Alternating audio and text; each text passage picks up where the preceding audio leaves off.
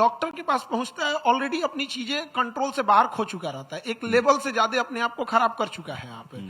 तो अब जैसे एक सिंपल सी बात बता, किसी को कैंसर है तो शुरुआत में उसको पथरी समझ के इलाज करा चुका होता है 3-4 जगह पे, जब तक वो स्टेज 1 से स्टेज 2 जा चुका है। तो हम लोग का यही प्रयास है कि जो गरीब से गरीब इंसान है वहां तक कैसे पहुंचे।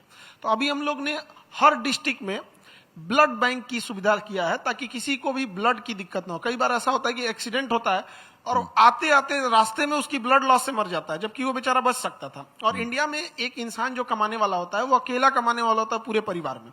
हमारे यहाँ अगर कोई परिवार का कमाने वाला इंसान अगर डेथ कर गया तो 13 ही जब तक नहीं हुआ है ना तब तक सब रिश्तेदार करेगा, अरे हम हैं ना, कुछ होने नहीं देंगे, हम तुम्हारे ये हैं।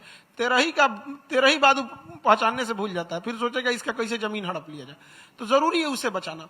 तो हर जगह पे अगर ब्लड बैंक रहेगा, इनकेस एम्बुलेंस लेके कोई आ रही है, उसे लग गया यहाँ प्रॉब्लम है, तो वो रास्ते में हमारा हर जगह उसे ब्लड बैंक मिलेगा, वहां से उसे 1 यूनिट ब्लड दे देगा सो दैट कि वो आ सके। वैसे ही डायग्नोसिस सेंटर है।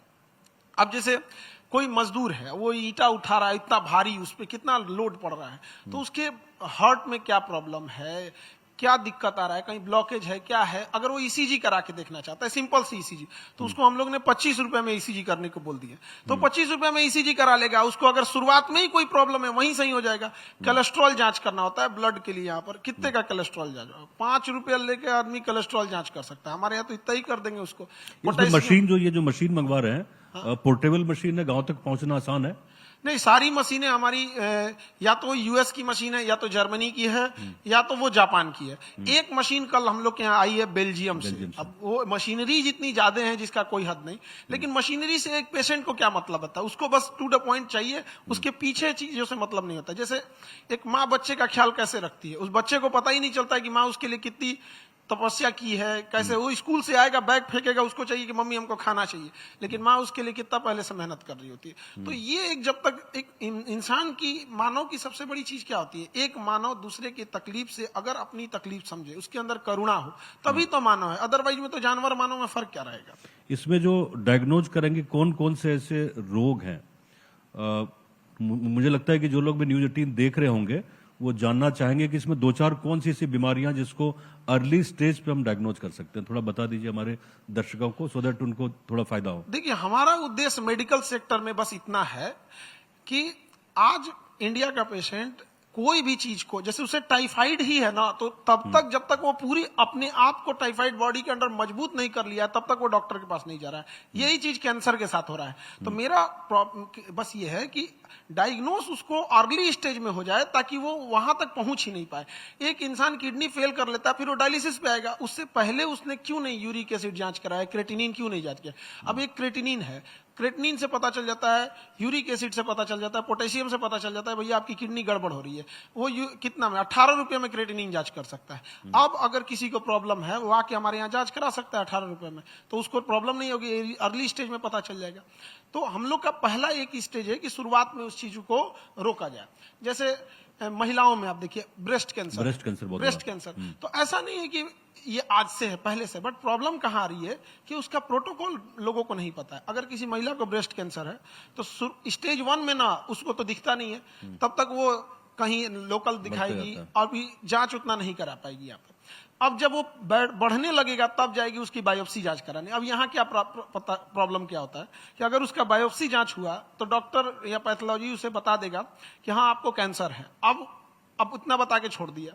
अब वो जाएगी किस हॉस्पिटल में दिखाना है, इसको प्लानिंग करने में 1 महीना उसको लग जाएगा, 15-20 दिन, बड़ा महंगा है यहाँ पे।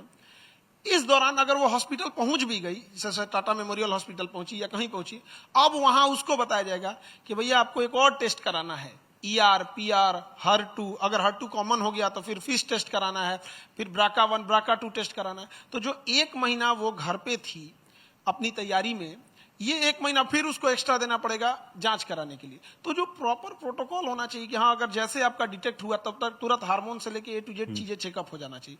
तो महिलाओं के लिए ब्रेस्ट कैंसर के लिए नॉर्मल सी बड़ा अच्छी मशीन आती है, मेमोग्राफ मशीन। तो वो अगर हम लोग उसको इजिली अवेलेबल करा देते हैं हर डिस्ट्रिक्ट लेवल पे, तो हम लोग उसे अर्ली स्टेज में रोक सकते हैं। तो यही हम लोग का उद्देश्य है। अभी हम लोग ने लगभग 200 डायलिसिस मशीन ऑर्डर कर रहे हैं, जिससे कि कोई जिसका किडनी फेल है वो आराम से अपना इलाज करा सकता है। और कॉस्ट क्या अच्छे रहता है उसका, कॉस्ट क्या रहता है? एकदम हमारा जितना लगेगा बस उतना ही, एकदम मिनिमम। हम हमारे यहाँ पढ़ने का कॉस्ट कितना लगता है, कोई गरीब इंसान भी नहीं कह सकता है कि हम खान सर के यहाँ गए पैसे की वजह से लौट जाएंगे। वैसे हॉस्पिटल का भी वही रहेगा। तो जो भी अभी हमारा एक स्टूडेंट था, वो बांका का रहने वाला, तो वो हमसे आके बोला कि सर मेरे भैया को कहीं पे इलाज करा रहे थे, दवा की वजह से कुछ गड़बड़ हुआ, किडनी फेल हो गया। तो वहां अगर वो डायलिसिस कराता है तो उसका 4-5 हजार रुपया लगता है, हर 2 दिन पे डायलिसिस होती है, तो मंथली उसका 50-55 हजार खर्च हो जाता है। तो कह रहा है कि सर आप डायलिसिस पटना में कहाँ रखे हैं, हम अपने भैया को बोलेंगे कि यहीं आके करा लो। तो हम उसको समझाएं कि भाई तुम अपने भैया को बोलोगे बांका से यहाँ आके डायलिसिस कराएंगे, फिर अगले दिन जाएंगे, फिर अगले दिन आना पड़ेगा। कहा कि नहीं ना सर, अगर आप कराएंगे ना तो हम पटना में ही कोई छोटा सा रूम ले लेंगे, अच्छा, और यहीं से डायलिसिस कराते रहेंगे आप। सोचिए उस इंसान को तो हम कुछ नहीं कर सकते। तो हमने कहा कि हम बांका में ही अपना 5 मशीन भेज देते हैं, वहीं करा लेना और दिन में काम करा लेना। और हमने डॉक्टर लोगों से बात किया, एक डायलिसिस का प्रोसेस होता है जिसमें इंसान सोया रहता है तो भी डायलिसिस हो सकता है। तो एक गरीब इंसान है, अब वो दिन भर डायलिसिस पे तो डिपेंडेंट नहीं रह सकता, तो उसको हम लोगों ने कहा कि आप दिन में कोई काम कर लेना, आप जो भी बिजनेस करते हैं या जो काम करते हैं, रात में आप हमारे यहाँ आ जाना, सो जाइएगा आराम से, हमारे यहाँ सारी व्यवस्था रहेंगी। सुबह उठ के आपका निडिल निकाल दिया जाएगा, फैसुला के बाद आप अपना काम पे चले जाइएगा, तो आप काम भी कर लेंगे, हमारे यहाँ डायलिसिस भी कर सकते हैं। तो मेरा उद्देश्य यही है कि जितना समाज ने हमें जो दिया है वो समाज को लौटा के जाना है, कुछ लेके नहीं जाना है यहाँ से। खान सर